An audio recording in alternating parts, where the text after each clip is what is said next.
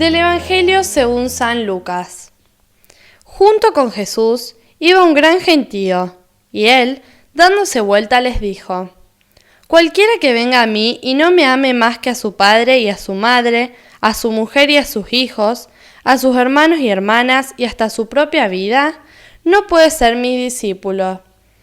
El que no carga con su cruz y me sigue, no puede ser mi discípulo.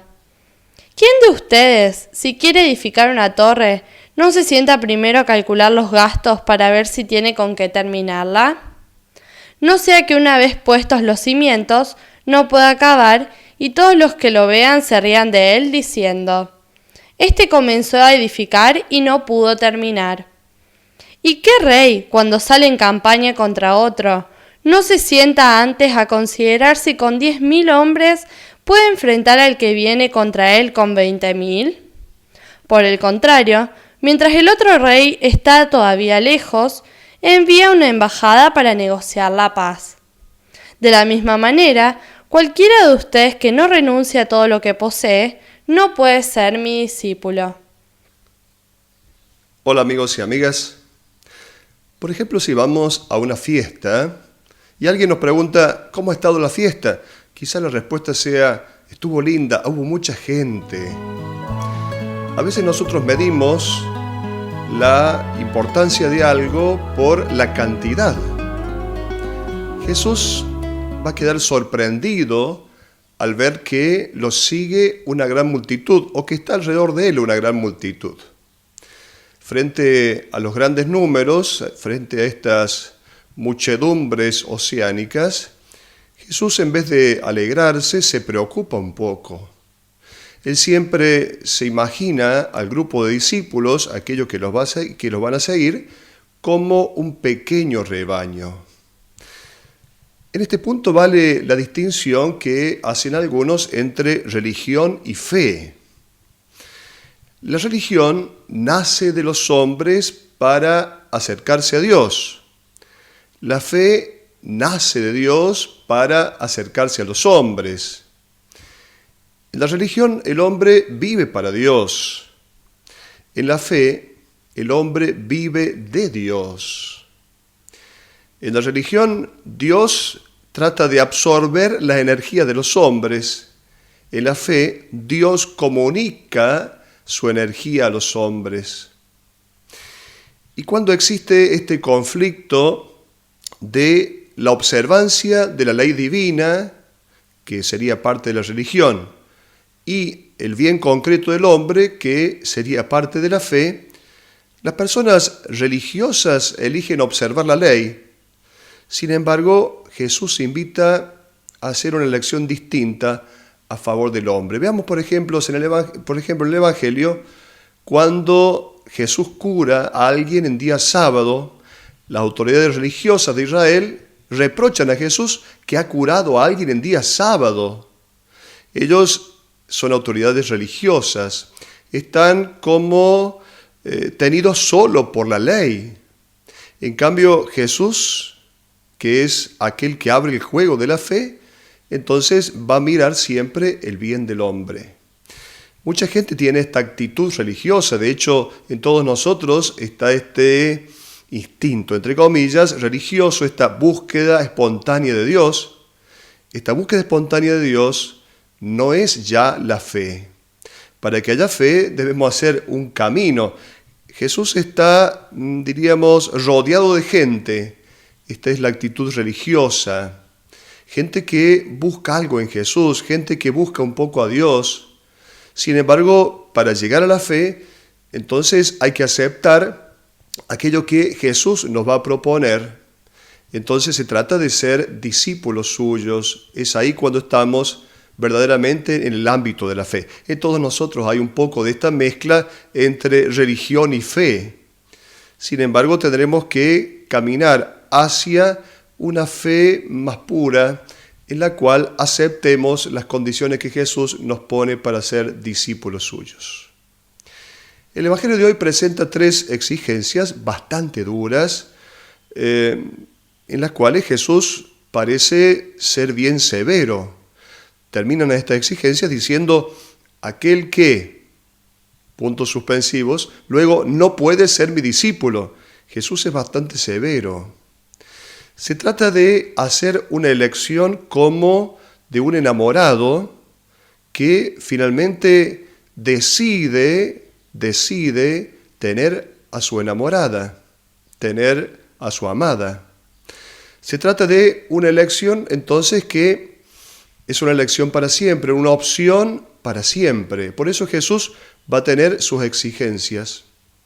Si uno viene a mí, dice Jesús, tiene que cumplir y vivir estas exigencias. Si uno quiere venir detrás de mí, no solamente rodearlo, no solamente estar cerca, sino ir detrás de él. Aquí está entonces la actitud del discípulo suyos. Y podríamos decir, estas condiciones que pone Jesús para seguirlo no son negociables. No es que podamos dejarlas, de vez en cuando tomarlas. Si somos discípulos de Jesús, estas son las condiciones, 3 condiciones. Si alguien viene a mí y no me ama más que a su padre y a su madre, a su mujer y a sus hijos, y hasta su propia vida, no puede ser mi discípulo. El texto original no dice el que viene a mí y no me ama más que a su padre y a su madre. El texto original dice el que no odia a su padre y a su madre por seguirme a mí. Este texto es bastante duro. Ciertamente es una cosa tomada de la mentalidad semita, del lenguaje semita, en el cual odiar no significa lo que nosotros entendemos por odiar, sino que significa poner en segundo lugar. Odiar significa poner en segundo lugar, porque se hizo una elección y entonces en el primer lugar hay otra realidad, en el segundo lugar entonces está esto y se utiliza entonces este odiar para decir está en segundo lugar. Odiar significa entonces tener el coraje de romper los vínculos más queridos cuando estos vínculos constituyen un impedimento para seguir a Jesús. Se trata entonces como cuando alguien se casa. Cuando alguien se casa, sus decisiones son tomadas con su esposa. Y entonces su familia, sus padres, pasan en segundo plano, a segundo lugar. No es que odie a sus padres, simplemente que todas las elecciones, todas las opciones que va a hacer en pos de su nueva familia, dialogadas con su esposa, escuchará ciertamente los consejos de los padres, pero los padres pasan a un segundo plano. Jesús entonces va a tener esta nueva familia. De hecho, Jesús nos ha dado el ejemplo de esta nueva familia. Jesús ha dejado, teniendo 34 años, recordemos Jesús muere a los 37 años, el 7 de abril del año 30, Jesús muere en la cruz. Teniendo 37 años, a los 34 años, Jesús deja su familia.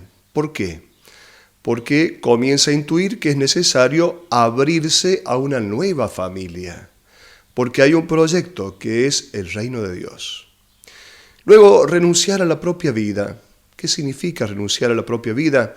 Significa donar la vida al hermano que necesita de nosotros. Nuestros proyectos deben ser acordes al proyecto del reino de Dios, en el cual el hermano que necesita de nosotros siempre está primero. La segunda condición: quien no carga con la cruz y me sigue, no puede ser mi discípulo. Cuando alguien iba a la cruz, llevaba, bien sabemos, el palo transversal, el palo vertical ya estaba plantado. Este palo tenía que ser puesto sobre el palo vertical, este palo que llevaba a aquel que era condenado. En ese momento, justamente en ese momento, los conocidos del crucificado tenían que insultarlo, tenían que decirle cosas feas que lo hirieran más todavía. Llevar la cruz, cargar con la cruz, significa aceptar que más de una vez vamos a recibir reproches, insultos, reprobaciones, persecuciones. Esto significa cargar con la cruz.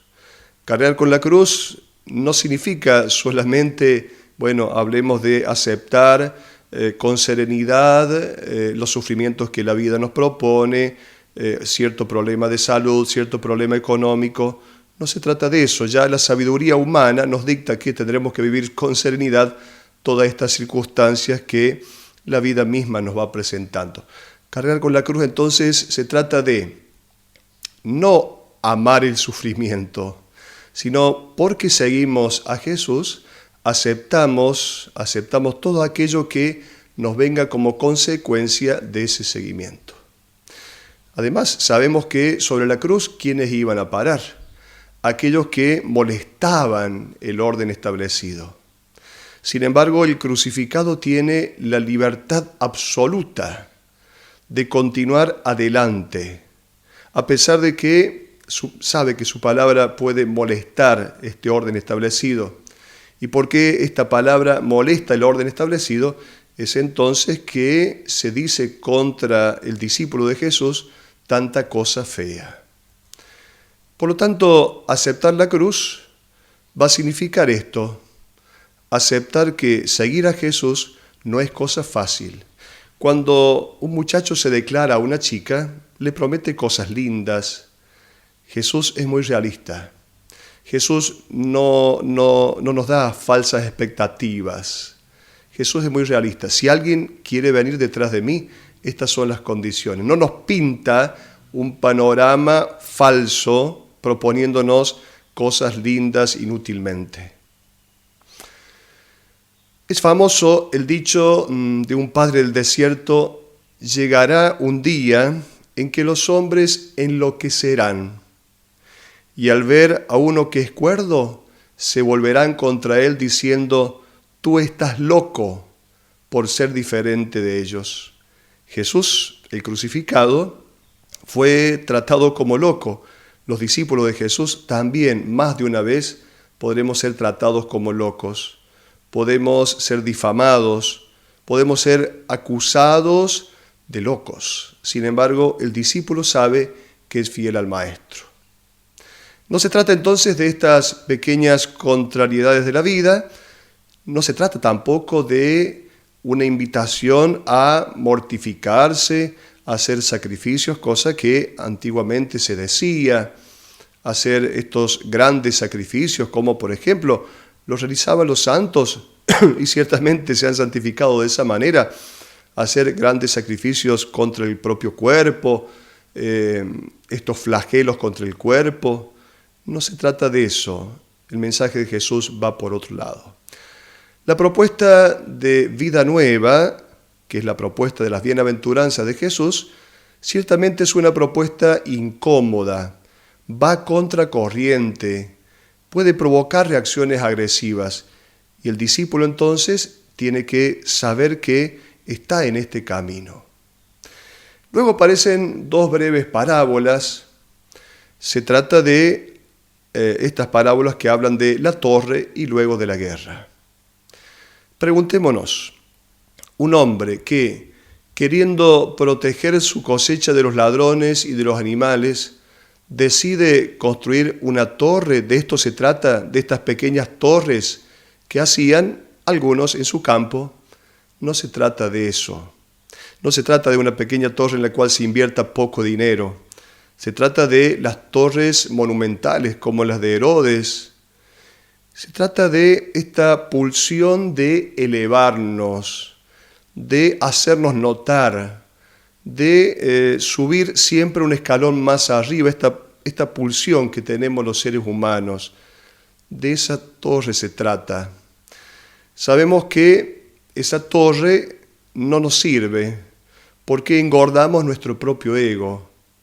Tenemos que entonces sentarnos a calcular. Ya no podemos construir este tipo de torres. Este tipo de torres no nos sirve para nada. Este tipo de torres no nos identifica con el Maestro que es servidor. Por otro lado, debemos sí construir una torre firme que no se caiga. Es decir, caminar en pos de Jesús en perseverancia, en clave de perseverancia. Bien sabemos hoy cómo las relaciones humanas son todas efímeras, casi todas ellas con poca durabilidad en el tiempo. Construir una torre en este sentido positivo va a significar entonces construir algo firme que dure en el tiempo. La segunda parábola, en la cual alguien tiene que sentarse a calcular los gastos, es decir, que seguir a Jesús significa una decisión pensada, no es solo una cuestión de fuegos artificiales, no es una cuestión de un ratito, un poquito, un impulso momentáneo, sino que se trata de una decisión bien pensada. La segunda entonces de estas parábolas habla de un rey que quiere emprender una guerra. Esta guerra, ¿cuál es? La guerra contra la pulsión de elevarnos, la guerra contra nosotros mismos, que tantas veces tenemos que hacer.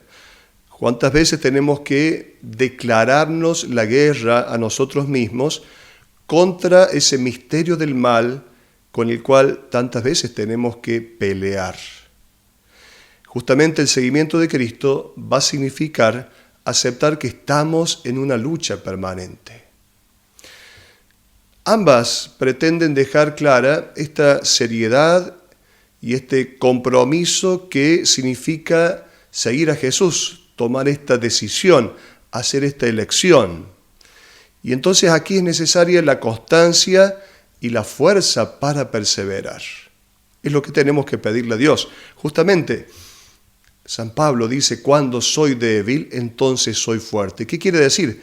Cuando experimento mi propia debilidad humana en el seguimiento de Cristo, Él me fortalece y entonces sí puedo seguirlo, solo porque Él me fortalece.